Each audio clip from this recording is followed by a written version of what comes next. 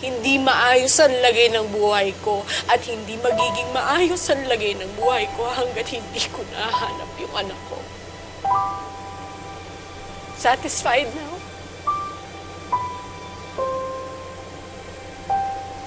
I'm sorry. You should be.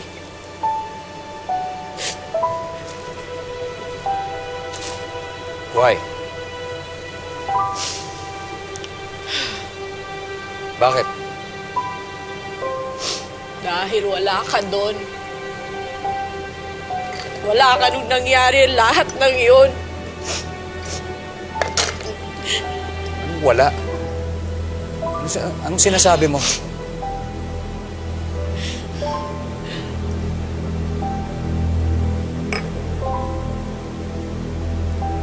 Michelle, anong sinasabi mo?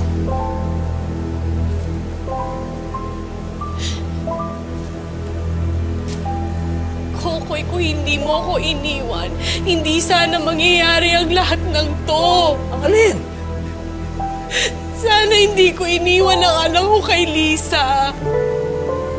Sana hindi siya napabayaan. Sana hindi siya nawawala hanggang ngayon.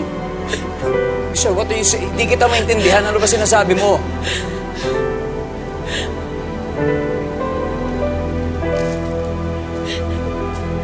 Don't you still get it, Kokoy?